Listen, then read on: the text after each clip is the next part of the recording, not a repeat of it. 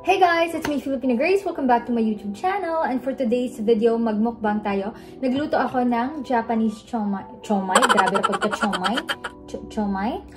Putang igit! Sorry Lord, sorry guys. Na ano yung chili oil natin. At saka rice. Ipakita ko na lang ang video. Ito yung food natin guys. Japanese chomai at saka chili oil. Nilagay ko na siya on top at saka Coke. Let's eat. Smacznego everyone. Wait, punasan muna natin. Diyos ko Lord, bakit ang damak natin? Oy! Punasan muna natin guys para hindi. Ay, naku, na-move pa yung camera natin. Ah, perfect. Perfect. Guys, I'm gutom na. Hindi pa ako nag-breakfast and Coke agad yung inumin natin. May gamay pala tayo eh. Gamitin ko to. Mag-chopstick. Parang ang weird nung expression ko kanina. Mag-chopstick ako kasi wala, feel ko lang. I woke up today at 10 AM. Diyos ko Lord, basta wala talaga tayong anak. Sabi ko, sige lang, matulog lang ako ng... Pero unhealthy rin siguro guys yung matulog ng sobrang matagal. Kasi ako, yung mga tulog ko, 10 hours talaga. Batak talaga sa tulog. Anyway, kain mo tayo.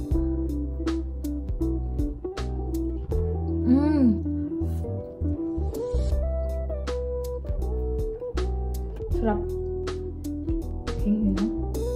Ay, wag na lang tayo mag-chopstick guys. Kasi parang mahirap mag-chopstick.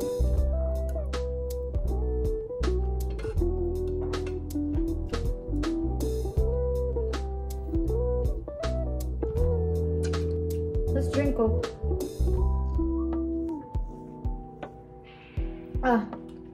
Oh. By the way guys, yung ice ko sa Coke is para siyang nasa plastic. Kasi nagagamit mo siya multiple times. So, I don't need to buy ice from the store. Diba? So, very economic. Let's go very tipid. That's what I want to do. Nagising ako alas 10 kasi meron akong appointment sa dentist.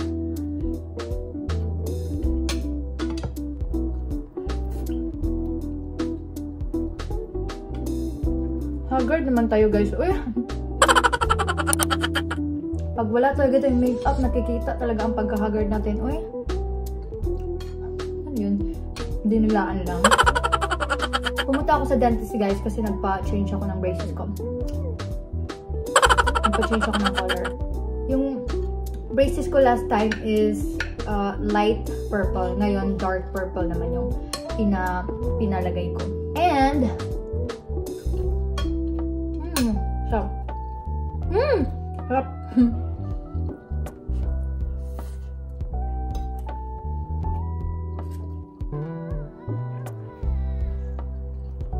Sarap guys.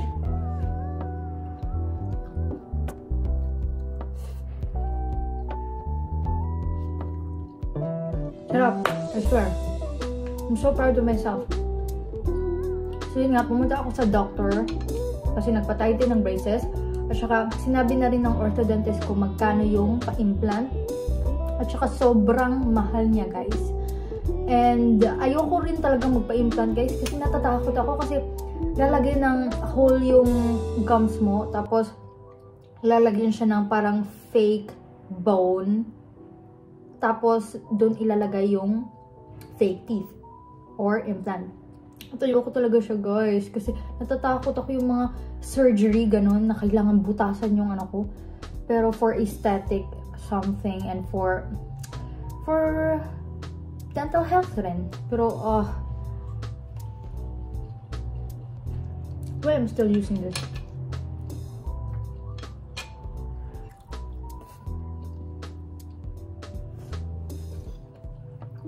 Guys, try nyo tulutuin at home. Sobrang sarap talaga niya.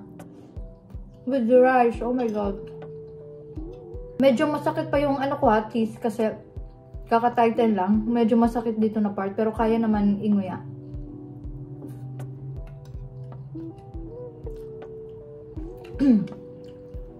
By the way guys, if hindi nyo alam, dito ako sa Poland nakatira. At if curious kayo how much ang tooth implant dito sa Poland, yung isang tooth lang ha, aabot siya ng mga around 8 to 10K. Depende sa kung saang office orthodontist kayo magpapa-implant, of course. Pero sa akin, around 8K, ganun. Sa lahat-lahat na yun, I think, 8K is what is, guys. Kayo na lang ang mag-calculate magkano yun sa pesos kasi giatay sobrang mahal. I mean, kaya naman, pero sabi ko, Diyos ko Lord, pag ano na lang ako. Anong tawag yun? Yung dentures. Dentures na lang ako. Pero sabi ng orthodontist ko, naku, ang bata-bata mo pa para mag-dentures. Like, ang bata-bata mo pa, magpa-implant ka, something. Yun talaga yung ini-encourage ng orthodontist ko sa akin na magpa-implant. Pero ayoko talaga, guys. Natatakot ako. But we will see what will happen.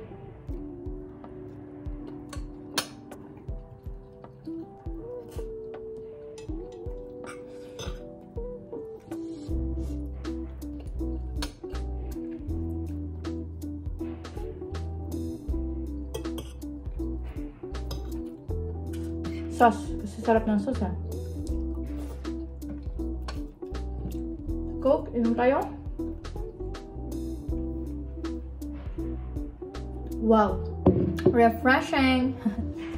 So, may mga braces dyan. Parang hindi advisable na uminom ng Coke lagi. Pero hindi naman ako uminom ng Coke lagi. Pero, I love Coke. Talaga, I love Coke. You know what I mean? Coke. Baliw. Ano bang gusto kong sabihin? So, if hindi nyo pa napanood yung last video ko, I talked about how much yung braces dito sa Poland. Sabi ko, depende lang kung saang orthodontist kayo, syempre, orthodontist. Tapos, every visit, 150 zlotys yung binabayaran ko. So, if gusto nyo rin, if you're here in Poland and gusto nyo rin magpa-braces, punta lang kayo sa doctor kasi depende lang rin talaga yan sa place, guys.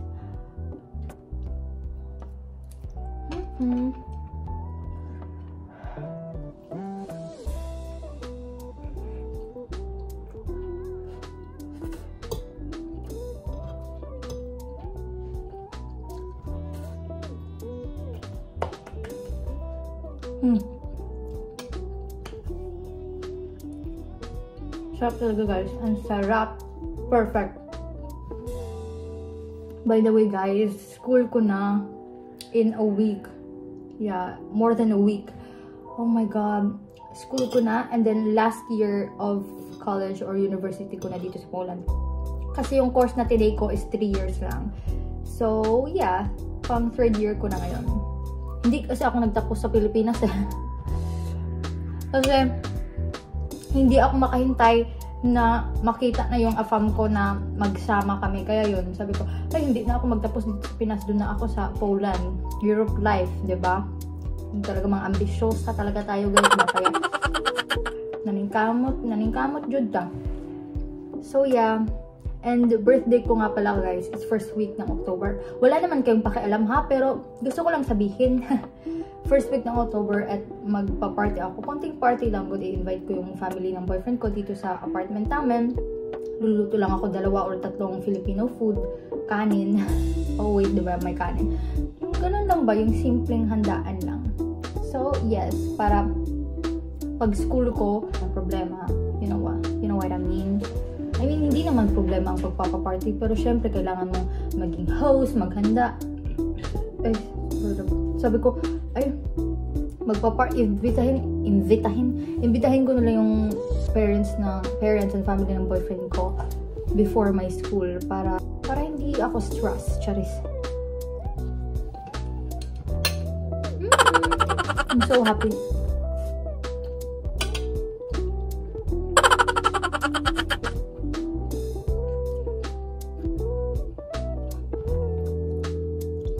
Grabe din mo sila ba?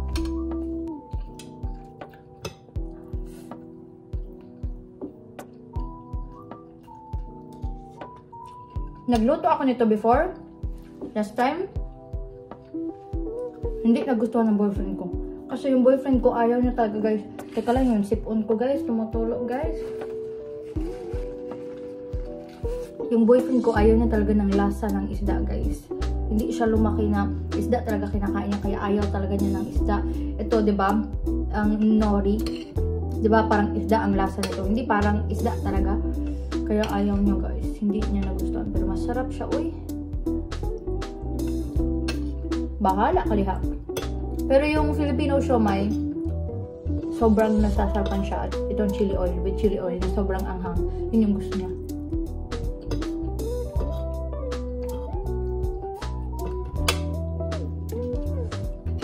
Diba, yung mga Pinay,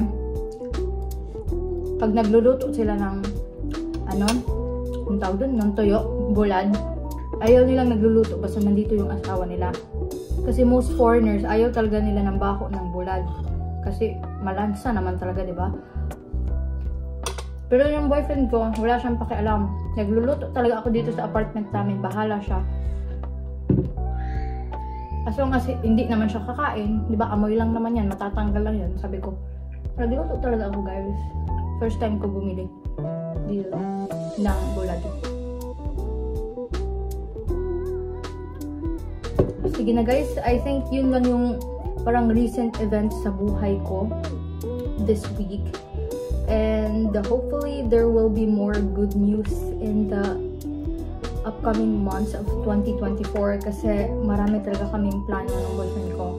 And hopefully ma-realized all with God's grace, and hopefully nakasubscribe pa rin kayo sa YouTube channel ko even though hindi talaga ako nag-a-upload kasi guys yung phone ko guys sobrang liit lang talaga ng storage kaya hindi ako laging wala rin ako parang motivation. Pero today sabi ko mag-video na lang ako, na mag-mukbang na lang ako para meron akong mai-upload sa YouTube channel ko.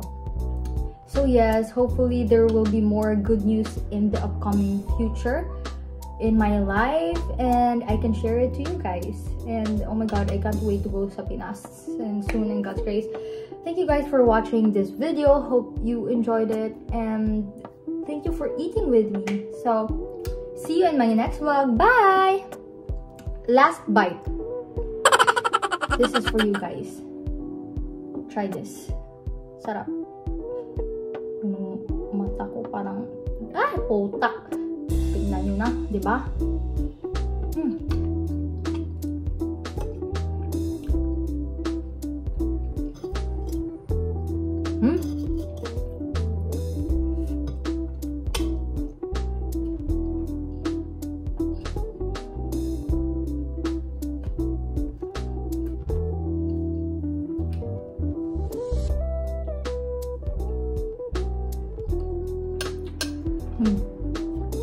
Pang thumbnail, uy.